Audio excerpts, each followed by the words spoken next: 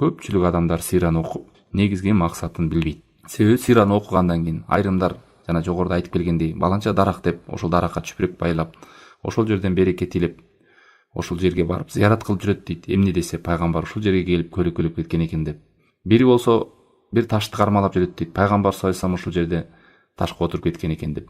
Бул өзү далалдык кылып көргөзүп турат, адамдар максаты эмне билбеген дейт. Мисалы сиз ажылыкка барсаңыз, ажылыкка баруу максаты эмне? Ошо исламдын 5 парзынын бири болгон ажылыкты өтөп келүү. Бирок адам ошол максатын билбесе, ажылыкка барып, ошо Сауд Арабияда кыдырып, гостиницадан гостиница, ар бир жерлерди көрүп, коозун көрүп, кыдырып, бирок максатты билбей калышы да мүмкүн. Ал жерде рүкүндөрүн, шарттарын, талаптарын аткара албай.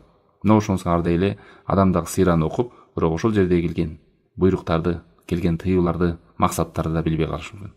Анан көпчүлүк адамдар ушул жерден ката кетиргендерин байкап, аалымдар ушул негизги алты учурду башкасын билбей калсаң да бул жерди билип кал дегендей бир чакырык да туугандар.